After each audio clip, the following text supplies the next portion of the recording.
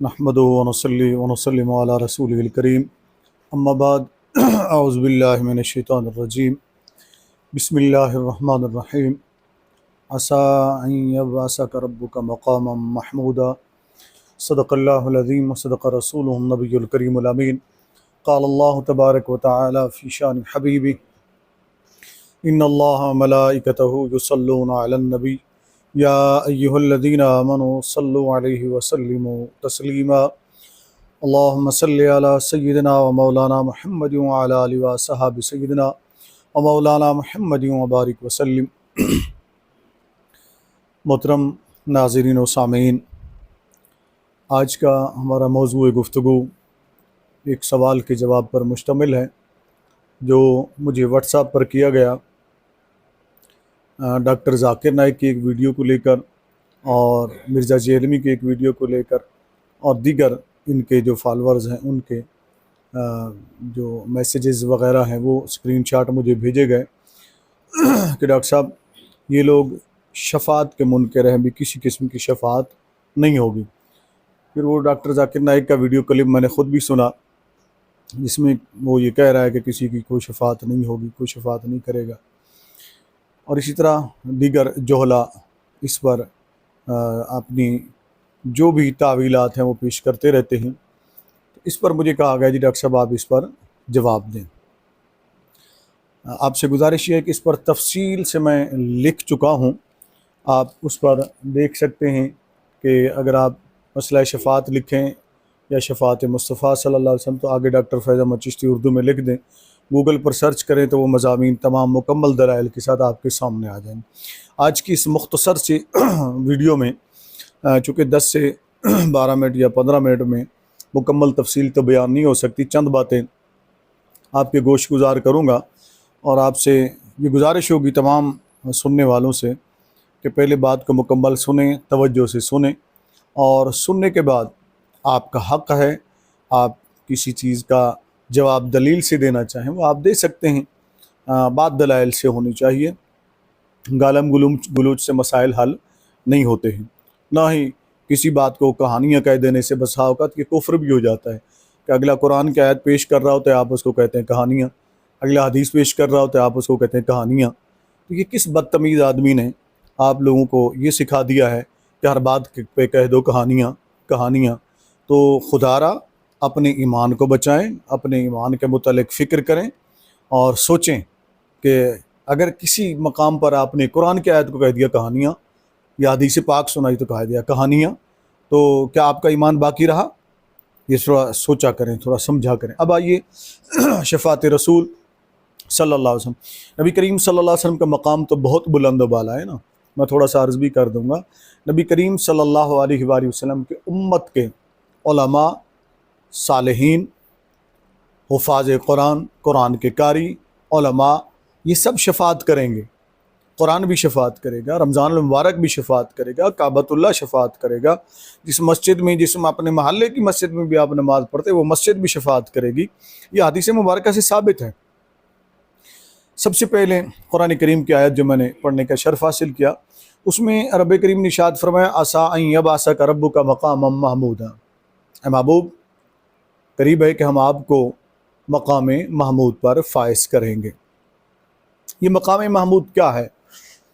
اس پر جو مفسرین کرام نے جملہ مفسرین کرام لکھا، مقام محمود ایک تو وہ جہاں پر سب تعریف کریں گے جو اس مقام پر فائز ہوگا اس کی۔ نمبر 2، یہ وہ مقام محمود ہوگا جہاں نبی کریم صلی اللہ علیہ وآلہ وسلم شفاعت کبریٰ کریں گے۔ ٹھیک ہے نا جی، شفاعت کبریٰ۔ اب شفاعت کبریٰ کیا ہے یہ بھی میں عرض کرتا ہوں، پہلے شفاعت کے متعلق عقیدہ سن لیں۔ ہم اہل سنت و جماعت مسلمانوں کا یہ عقیدہ ہے کہ شفاعت برحق ہے۔ نبی کریم صلی اللہ علیہ وآلہ وسلم سب سے پہلے باب شفاعت کھولیں گے، سب سے پہلے آپ شفاعت فرمائیں گے، اس کے بعد دیگر انبیاء کرام علیہم السلام اور رسول اعظام علیہم السلام وہ شفاعت فرمائیں گے، اور پھر نبی کریم صلی اللہ علیہ وسلم کی امت کے صلحاء یعنی صالحین، علماء، حفاظ قرآن، قاری قرآن، یہ سب پھر قرآن کریم، رمضان المبارک، مساجد، کعبۃ اللہ، حجر اسود، یہ سب شفاعت کریں گے۔ یہ حدیث مبارکہ سے ثابت ہے۔ کیا ان سب چیزوں کا انکار کر دیا جائے گا؟ کیا ان سب چیزوں کو کہانیاں کہہ دیا جائے گا؟ اب شفاعت کے متعلق جو عقیدہ ہے یہ آگے جو فقہائے کرام ہیں ان کے نزدیک نبی کریم صلی اللہ علیہ وآلہ وسلم کی شفاعت کا منکر جو ہے وہ کافر ہے، وہ مسلمان نہیں ہیں۔ لیکن متکلمین جو ہیں انہوں نے اس پر جو لکھا، انہوں نے فرمایا کہ شفاعت کا منکر اگرچہ کافر تو نہیں ہوگا لیکن وہ گمراہ ہوگا، یعنی ہم اس کو گمراہ قرار دیں گے، یعنی وہ دین سے اس کا کوئی تعلق نہیں، وہ گمراہ ہے، بھٹکا ہوا شخص ہے جو شفاعت رسول صلی اللہ علیہ وسلم کا انکار کرے گا۔ تو یہ اہل سنت و جماعت کا واضح عقیدہ ہے۔ اب آگے چلتے ہیں،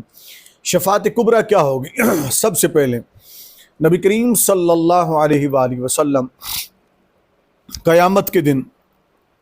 اپنی شان کے لے کے اللہ عز و جل جلوہ فرما ہوگا۔ صحیح بخاری شریف کی یہ حدیث پاک ہے اور دیگر کتب احادیث کے اندر بھی یہ حدیث پاک موجود ہے۔ نبی کریم صلی اللہ علیہ وآلہ وسلم ارشاد فرماتے ہیں قیامت کے دن جب اللہ رب العزت سورج کو پیشانی کے برابر کر دے گا، اتنا قریب آ جائے گا، اس تفصیل میں نہیں جاتا ہوں، یعنی کہ بڑا شدید دن ہوگا، اس کی گھبراہٹ سے لوگ اتنے تنگ آ جائیں گے کہ وہ فریاد کر رہے ہوں گے کہ اللہ ہمارا حساب کر، ہمیں جنت بھیجنا ہے جنت بھیج دے، جہنم بھیجنا ہے جہنم بھیج دے، اس عذاب سے ہمیں بچا لے۔ یعنی اتنا شدید وہ دن ہوگا، 50,000 سال کا ایک دن ہوگا، یہ آپ اندازہ کر لیے، قرآن کریم میں بیان فرمایا ہے۔ اور وہ جو 50,000 سال ہوگا تو اس اگر آپ اس پر تقسیم کریں تو وہ نوری سال ہوں گے، 50,000 سال تو وہاں آپ کو گزارنے ہوں گے۔ اب اہل ایمان کے لیے وہ وقت کسی کے لیے عصر مغرب کا درمیان ہوگا، کسی کے لیے ظہر اور عصر کے درمیان ہوگا، کسی کے لیے پلک جھپکنے کے برابر بھی ہوگا، وہ اس تفصیل کو چھوڑتے ہوئے آقا کریم علیہ السلام فرماتے ہیں اس وقت کوئی بھی جرت نہیں کر رہا ہوگا کہ اللہ کی بارگاہ میں شفاعت کرے اور اللہ حساب و کتاب شروع کرے۔ آدم علیہ السلام سے لے کر عیسیٰ علیہ السلام تک تمام نبیوں اور رسولوں کے پاس علیہ السلام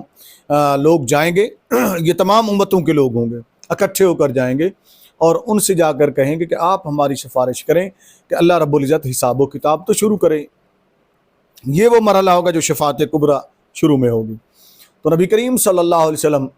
ارشاد فرماتے ہیں کہ اس وقت تمام نبی آدم سے لے کر عیسیٰ علیہ السلام تک سارے کے سارے فرمائیں گے اذهبوا الی غیری، اذهبوا الی غیری، یہاں تک کہ عیسیٰ علیہ السلام کے بعد جب لوگ آئیں گے وہ بھی یہی فرمائیں گے، تو پھر لوگ کہیں گے کہ ہم جائیں کہاں، بتائیں تو صحیح ہمیں، آپ بھی یہی کہہ رہے ہیں، سب نے یہی کہا ہے، تو آپ ذرا ہمیں بتا دیجئے کہ ہم کس کے پاس جائیں۔ کوئی ایسی شخصیت اس وقت عیسیٰ علیہ السلام فرمائیں گے آج اگر کوئی شفاعت کر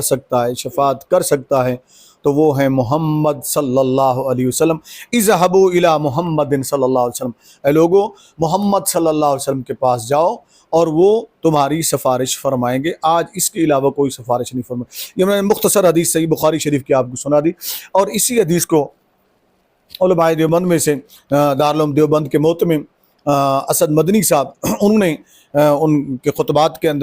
اوپر کتاب چھپی خطبات اسد مدنی، اس کے آخر کے اندر بھی یہ حدیث شفاعت واضح طور پر موجود ہے۔ اسی طرح دیگر علماء دیوبند نے بھی اس حدیث کو لکھا، علماء الحدیث نے بھی اس حدیث کو لکھا ہے، بخاری شریف میں یہ موجود ہے، مشکاۃ شریف میں یہ موجود ہے، دیگر کتب حدیث میں۔ تو بہرحال نبی کریم صلی اللہ علیہ وسلم ارشاد فرماتے اس وقت سارے لوگ چل کر میرے پاس آئیں گے، جب میرے پاس آئیں گے تو میں اس وقت کہوں گا انا لہا انا لہا انا لہا، اے لوگو میں تمہارے لیے ہوں، اے لوگو میں تمہارے لیے ہوں، اے لوگو میں تمہارے لیے ہوں، کہاں تھے تم؟ تو نبی کریم صلی اللہ علیہ وسلم ارشاد فرماتے ہیں اس وقت، اب یہ ذہن میں رکھیں کہ یہ قیامت میں سب کچھ ہونا ہے، جو گفتگو ہونی ہے، جو کلام ہونا ہے، جو نبیوں نے رسولوں نے علیہ السلام نے ارشاد فرمانا ہے اور امتوں نے جو فریاد کرنی ہے، اور اس کو نبی کریم صلی اللہ علیہ وسلم آج سے 1450 سال پہلے مدینہ المنورہ میں بتا گئے۔ تو یہ یہاں پر علم غیب مصطفیٰ صلی اللہ علیہ وسلم کی بھی دلیل ہے، اس وجہ سے ان حدیث کو بیان نہیں کیا جاتا ہے، لوگ ان کو چھپا لیتے ہیں، اور آقا علیہ السلام کی سماعت، علم غیب، سب چیزوں کی اس کے اندر ثبوت موجود ہے، یہ الگ بات۔ اب آتے ہیں اس کے اوپر، نبی کریم صلی اللہ علیہ وسلم فرماتے ہیں اس وقت جب کوئی بھی نبی رسول سفارش نہیں کر رہا ہوگا تو سب سے پہلے میں سجدے میں جاؤں گا اللہ رب العزت کے اس مقام میں، جب مجھے فائز کرے گا تو میں وہاں عرش الہی اللہ رب العزت کی جہاں کرسی لگی ہوگی، اللہ اپنی شان کے لیے ایک جلوہ فرما ہوگا، تو میں اللہ رب العزت کی بارگاہ میں سربہ سجود ہو جاؤں گا۔ جب سربہ سجود ہوں گا تو وہاں پہلا جو پیغام پہلی بار آئے گا کہ جبرائیل جاؤ میرے محبوب سے کہو کہ ارفع رأسک سل تؤطا وشفا تشفع کل تسمع، ایک الفاظ یہ بھی ہیں کہ محبوب صلی اللہ علیہ وسلم سر اٹھائیے، آپ سوال کیجئے، آپ کا سوال پورا کیا جائے گا، آپ شفاعت کیجئے، آپ کی شفاعت قبول کی جائے گی۔ یہ صحیح ترین حدیث ہے۔ اب کوئی کہے تھا کہ یہ حدیث صحیح نہیں ہے تو یہ ذاکر نائک صاحب کو کیوں نظر نہیں آتی ہے، مرزا جہلمی کو کیوں نظر نہیں آتی ہے، شفاعت مصطفیٰ صلی اللہ علیہ وسلم کے منکر کو کیوں نظر نہیں آتی ہے، اور ان کو بھی کہانیاں کہہ کر ٹھکرا دو گے تو پھر تمہارا ایمان کہاں ہوگا؟ کہ جب فرامین مصطفیٰ صلی اللہ علیہ وسلم کو تم ٹھکرا دو گے، آقا علیہ السلام کی صحیح ارشادات مبارکہ کو ٹھکرا دو گے تو پھر ایمان کہاں باقی رہے گا؟ میرے بھائی ذرا غور کیا کریں، ذرا توجہ کیا کریں، خاص کر جو ان لوگوں کی باتیں سن کر بھٹک جاتے ہیں ان سے میری گزارش ہے کہ صحیح بخاری شریف کو پڑھیں نا اس حدیث پاک کو مکمل، اور مشکات المصابیح میں بھی، دیگر کتب حدیث میں بھی حدیث موجود۔ اب آقا علیہ السلام فرماتے ہیں کہ میں جبرائیل امین جب میرے سے آ کر پوچھیں گے تو میں کہوں گا کہ اللہ رب العزت کی بارگاہ میں عرض کرو کہ ان تمام امتیں جو چل کر آئی ہیں میرے پاس، تمام نبیوں رسولوں سے ہوتی ہوئی، تو ان کے حساب کتاب کا سلسلہ شروع کرے۔ اس وقت اللہ رب العزت ان کا حساب و کتاب شروع فرما دے گا۔ تو یہ وہ پہلی ہوگی آقا علیہ السلام جو شفاعت کبریٰ فرمائیں گے، یعنی ساری امتوں کے لیے آقا علیہ السلام شفاعت فرما دیں گے، اور پھر حساب و کتاب کا سلسلہ شروع ہوگا۔ اس طریقے سے یہ باب شفاعت جو کھولیں گے وہ ہمارے نبی صلی اللہ علیہ وسلم کھولیں گے۔ پھر اگلی اسی حدیث کا اگلا حصہ ہے نا، اس کے اندر 3 مرتبہ نبی کریم صلی اللہ علیہ وسلم فرماتے ہیں میں سجدے میں جاؤں گا، اور تینوں مرتبہ جبرائیل امین یہی آ کر عرض کریں گے یا محمد ارفع رأسک سل تؤطا کل تسمع وشفع تشفع، آپ سر اٹھائیے، آپ جو کہتے ہیں وہ سنا جائے گا، آپ شفاعت کیجئے، آپ کی شفاعت کو قبول کیا جائے گا۔ آقا علیہ السلام فرماتے 3 مرتبہ یہ ہوگا، اور آخری مرتبہ جب ایک حصہ امت کو بخشا جائے گا، پھر دوسرا حصہ، پھر تیسرا، آخری مرتبہ رب فرمائے گا محبوب جا میں نے آپ کی ساری امت کو بخش دیا ہے۔ اس وقت آقا کریم علیہ السلام فرماتے ہیں میں سجدے سے سر اٹھاؤں گا۔ کیا یہ شفاعت مصطفیٰ صلی اللہ علیہ وسلم نہیں ہے؟ واضح طور پر اس کی دلیل نہیں ہے؟ اب آگے چلیں نا، ایک اور حدیث پاک بھی سن لینا۔ یہاں پر نبی کریم صلی اللہ علیہ وآلہ وسلم ارشاد فرماتے ہیں کہ میری شفاعت جو ہے وہ میری امت کے ان لوگوں کے لیے شفاعتی لأہل الکبائر، میری شفاعت جو ہے میری امت کے کبیرہ گناہ کرنے والوں کے لیے ہے، یعنی جنہوں نے کبیرہ گناہ کیے ہوں گے ان کے لیے میری شفاعت ہوگی، میں ان کے لیے شفاعت کروں گا۔ اب اس سے واضح اور کیا حدیث ہے؟ یہ جامع ترمذی کی حدیث پاک ہے، دیگر کتب حدیث کے اندر اس کو دیکھیں نا، تلاش کر لیں ان الفاظ کو سرچ کر کے۔ آج کل تو سوشل میڈیا کا دور ہے، نیٹ کا دور ہے، گوگل کا دور ہے، تو بہت سے لوگ گوگل کے شاگرد بھی ہیں، تو وہاں سرچ کر لیں اس حدیث پاک کو تو سارے دلائل آپ کے سامنے آ جائیں گے، اس حدیث پاک کے حوالہ جات بھی آپ کے سامنے آ جائیں گے۔ اب آگے چلتے ہیں، ایک اور حدیث پاک نبی کریم صلی اللہ علیہ وسلم کی بارگاہ میں حضرت ابو ہریرہ رضی اللہ تعالیٰ نے بھی عرض کیا یا رسول اللہ صلی اللہ علیہ وسلم میری بھی شفاعت کیجیے گا، فرمایا تیری شفاعت کروں گا۔ اسی طرح بے شمار احادیث مبارکہ ہیں، اور کریم آقا علیہ السلام نے یہ بھی ارشاد فرمایا کہ کچھ لوگ وہ ہوں گے جو اپنے سخت ترین جو گناہ کیے ہوں گے ان اعمال کے جہنم میں ہوں گے۔ جبرائیل امین مجھے آ کر عرض کریں گے یا رسول اللہ صلی اللہ علیہ وسلم، مشکات المصابیح میں حدیث پاک موجود ہے کہ آپ کی امت کے کچھ لوگ جو ہے نا وہ جہنم میں ہیں۔ اس وقت آقا علیہ السلام فرماتے ہیں کہ میں ننگے سر ننگے پاؤں جاؤں گا، اور اب فاصلہ نوٹ کر لیں، یہ بھی دیکھ لیں کہ یہ اختیارات مصطفیٰ بھی ہیں۔ جنت 6 آسمان سے اوپر شروع ہوتی ہے،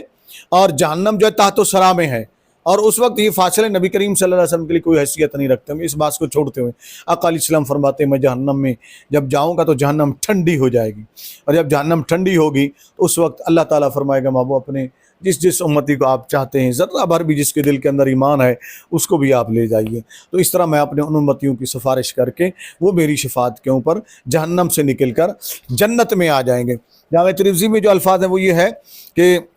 اس وقت جو جہنم سے نکل کر جنت میں آئیں گے تو ان کو جنت میں جہنمی کہا جائے گا، یعنی وہ اہل جنت ہیں جو جہنم سے نکل کر آئیں، یہ شفاعت ہے نبی کریم صلی اللہ علیہ وسلم کی۔ مختصر میں نے بات کی، اب میں آپ کو یہ بات عرض کر دوں آخر کے اندر، کیونکہ مختصر ہم نے یہ پیغام دینا تھا، اس کا جواب دینا تھا۔ اب یہ دیکھیں نبی کریم صلی اللہ علیہ وسلم ارشاد فرماتے قرآن بھی سفارش کرے گا، ٹھیک ہے نا جی، بخاری پڑھیں، مسلم پڑھیں، سنن ابو داؤد پڑھیں، ترمذی پڑھیں، اور سنن نسائی پڑھیں، مشکات المصابیح پڑھیں، کنز العمال پڑھیں، اور مسند احمد بن حنبل پڑھیں، مصنف ابن ابی شیبہ پڑھیں، مجمع الزوائد پڑھیں، مسند الفردوس پڑھیں، اس طرح دیگر کتب احادیث کو پڑھتے جائیے، بھری ہوئی ہیں ان احادیث مبارکہ سے۔ کیوں نظر نہیں آتی لوگوں کو؟ نبی کریم صلی اللہ علیہ وسلم ارشاد فرماتے ہیں روزہ بھی سفارش کرے گا، یعنی رمضان مبارک کا مقدس مہینہ بھی سفارش کرے گا۔ نبی کریم صلی اللہ علیہ وسلم فرماتے ہیں میری امت کے صالحین بھی شفاعت کریں گے، مساجد بھی سفارش کریں گی، مسجد کے در و دیوار بھی سفارش کریں گے، اور اللہ رب العزت ان کی سفارش پر بخش دے گا، یہاں تک کہ حجر اسود کعبۃ اللہ بھی سفارش کریں گے۔ اور میں حیران ہوتا ہوں کہ لوگوں کو یہ باتیں کیوں نظر نہیں آتی۔ آخر میں بڑی دلچسپ حدیث ہے جو مشکات المصابیح سے آقا علیہ السلام فرماتے ہیں کہ جب جنتی جنت کی طرف جا رہے ہوں گے، جہنمی جہنم کی طرف، فیصلہ ہو چکا ہوگا، لائن لگی ہوں گی، اہل جنت جب گزریں گے تو اہل جنت میں سے ایک شخص کا دامن آ کر ایک بندہ پکڑے گا، کہے گا آپ نے مجھے پہچانا؟ وہ میری امت کے علماء میں سے ہوگا یا صالحین میں سے ہوگا، اس کا دامن پکڑے گا اور کہے گا آپ نے مجھے پہچانا؟ وہ کہیں گے نہیں، تو وہ کہے گا یاد کیجیے فلاں دن میں نے آپ کو پانی دیا تھا، یعنی وضو کرنے کے لیے یا استعمال کے لیے میں نے آپ کو پانی دیا تھا۔ تو نبی کریم صلی اللہ علیہ وسلم ارشاد فرماتے ہیں اللہ عز و جل فرشتوں کو فرمائے گا کہ اسے رہنے دو، اسے رہنے دو، اس نے میرے نیک بندے کی خدمت کی ہے، تو میں نے اس کی سفارش پر، وہ اللہ کا بندہ سفارش کرے گا، تو میں نے اس کی شفاعت کے اوپر، اس کی سفارش کے اوپر اس کی بخشش فرما دی ہے، اور اسے جہنم سے نجات دے کر جنت کی طرف بھیج دیا جائے گا۔ میرے بھائی شفاعت حق ہے، اس کا منکر جو ہے دو قول ہیں، میں نے عرض کر دیا، فقہا کے نزدیک کافر ہے نبی کریم صلی اللہ علیہ وسلم کی شفاعت کا منکر، اور متکلمین کے نزدیک جو ہے نا وہ گمراہ ہے۔ اللہ رب العزت ہمیں دونوں چیزوں سے بچائے، اللہ ہمیں کفر سے بھی بچائے، اور اللہ رب العزت ہمیں گمراہی و بے دینی سے بھی بچائے۔ اللہ رب العزت ہم سب کے ایمان کو سلامت رکھے، اور تمام قسم کے فتنوں سے ہمیں اور ہماری نسلوں کو محفوظ رکھے، آمین۔